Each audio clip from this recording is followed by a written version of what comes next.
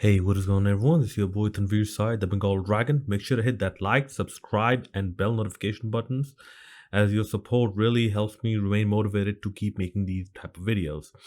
Today's video is going to be about the second test between Bangladesh and Sri Lanka 2021 that has just ended. A short review of it. The first thing I have to say is Mominul Haq was right in saying that the toss played a huge factor in terms of how this match would end.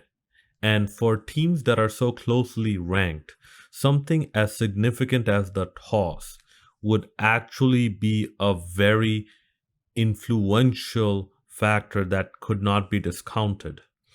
Because if you see, Sri Lanka won the toss and elected to bat first. For the first 2 days, this pitch seemed like the same pitch from the first match, but Bangladesh actually bowled better. And the sign of that is Taskin Ahmed actually got 4 wickets and Shoriful got 1 wicket. So that was something nice to see. Although there were an increased number of drop catches, which Bangladesh will have to address sooner rather than later. In fact, it seems to be that Bangladesh are not addressing that at all. All they do is increase the number of sessions, but for some reason, it's not yielding in results.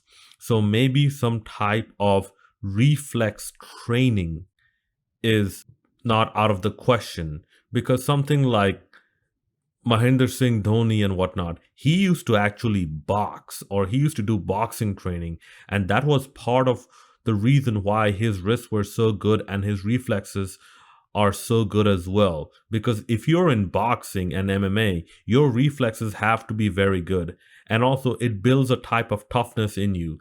So I wouldn't be too against the fact of the Bangladeshi players, some of them actually doing some type of boxing training to improve their wrist power and their reflexes. But apart from that, Bangladesh bowling was, especially their pace bowling, was a bit better. Taskin Ahmed, hats off to you, buddy. A lot of credit goes to Taskin Ahmed because he is perhaps the only bowler who bowled with an attacking intent from the get-go, with maintaining good line and length. I don't know what happened to Abu Jaid. Maybe he is not suited for Test cricket, because in conditions such as these, your line and length should have been very good. You cannot only rely on swing, and you have to also rely on your line and length and your variations on pace as well. Taskin Ahmed did that a bit better, and hopefully he only moves on from strength to strength here, and hopefully doesn't take a few steps back, which we saw from the first test match, that Taskin Ahmed actually got better in the second test match. He might have been a bit more expensive, but he actually attacked and created more chances of getting wickets. Now, if only the stupid fielders could actually hold on to those catches, I'm looking at you, Nazmul Hussain, tomorrow, maybe we wouldn't have had such a large total to chase down. But by the end of the second day, the pitch started to break. And here's another thing that I found comforting to watch.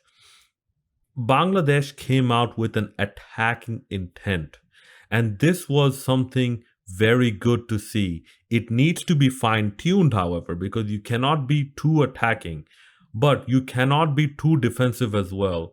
And this is something that I might need to make a separate video about, because the Bangladeshi national commentators, for some reason, they keep making such huge blunders. They keep making such huge blunders. It is the equivalent of calling a sweep shot a straight drive. They make such big blunders, and they have been in the business for 20-30 years, and they still have not figured out that a left arm orthodox off spinner cannot bowl a wrong one. They bowl arm balls. Same way, these commentators haven't figured out that the pitch does not provide swing, because by definition, swing happens in the air. Swing is something that happens in the air. A pendulum does not swing off the ground. A pendulum swings in the air.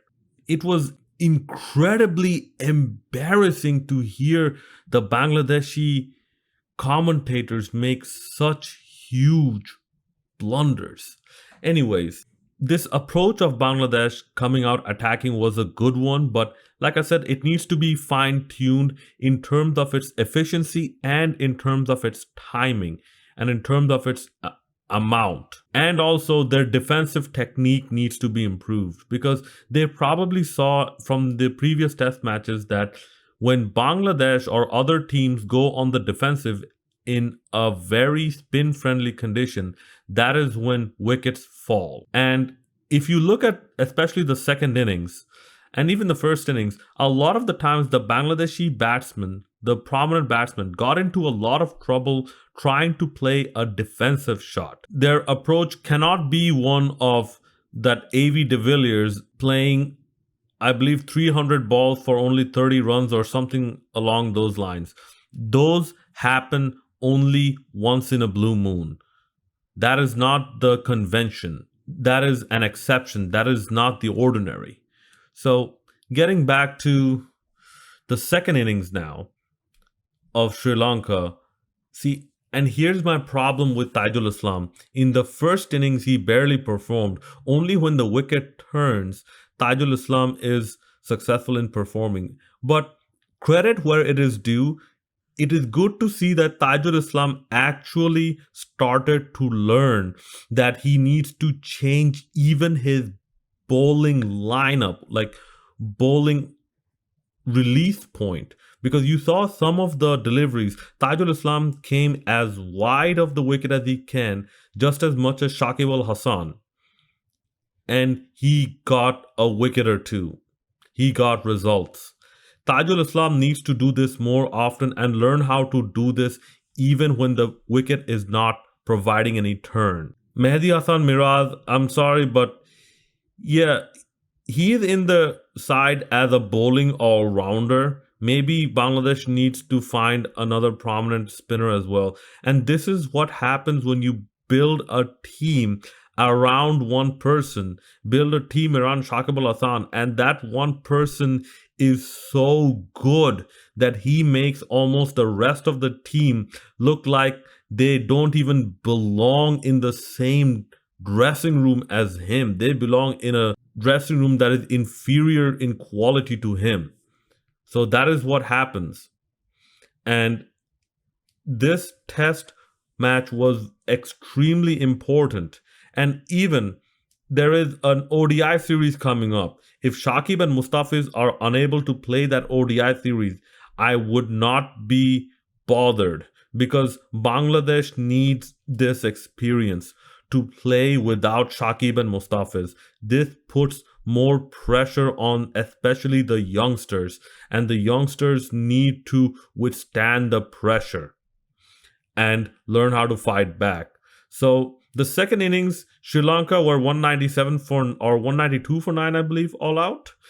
And we saw a better performance by Bangladesh. And in the second innings, here is where I will actually break convention from what you were hearing. Bangladesh actually did not perform that badly. We could have performed better, definitely, but this wicket was at an unplayable level.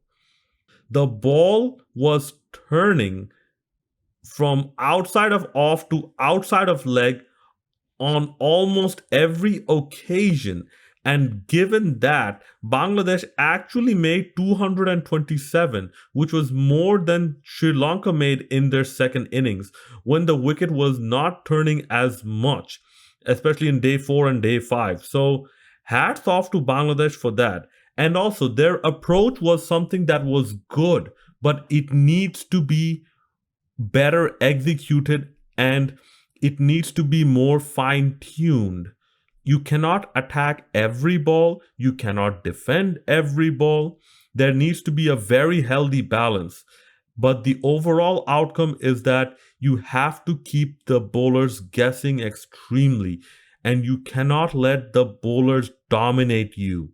An improvement of the defensive technique also goes a very long way in achieving this improved efficiency that is so desired. So overall, I will say Tamim Iqbal, I wanted to see another 50. I wanted to see 550s in a row. Maybe that would have bumped his average up to above 40, or maybe see 100. But Mushfiq Rahim, unluckily, he got out for 40 again. And Bangladesh will still have a lot to think about. Because what lost us this match is essentially the first innings. Had we held on to our catches, had we bowled better, had we fielded better, there was a very good chance Bangladesh would have won this match. But we played the inferior cricket in the first innings. Yes, the toss was a significant factor, but it is not like Bangladesh did not play their part in the demise of their cricket and of this match. And now my fear is that this will not have any effect on BCB's approach. It is still yet to be seen, but my fear is that the BCB will say that, we can't make big changes. Taijul ইসলামের ধারে কাছেও কেউ নাই, তা আমরা তাইজুল ইসলামকে বদলি করব কেমনে? With that stupid voice of the BCB president, making excuse after excuse. I can almost hear him saying, আপনারা বলছিলেন পেস ফ্রেন্ডলি উইকেট বানানোর জন্য, এখন আমরা ওটাই বানিয়েছি, তো আমাদের স্পিনারদের ঘাটতি দেখা গেছে। আমরা যখন স্পিন ফ্রেন্ডলি উইকেট বানাই তো আমাদের পেসের ঘাটতি দেখা যায়, তো আপনারা বলেন আমরা কি করব? Do you really want me to spell this out, Nazmul Hassan Papon? Do you really want me to spell this out? You need to make some wickets spin friendly, some wickets pace friendly, some wickets batting friendly. You have enough grounds in Bangladesh for you to make this happen. Bangladesh, a country that is land mass wise smaller than the state of Florida, you have more than enough grounds to make this happen. And you need someone to point this out to you. Good Lord. I thought you were a better decision maker than that, Nazmul Hussain Papon.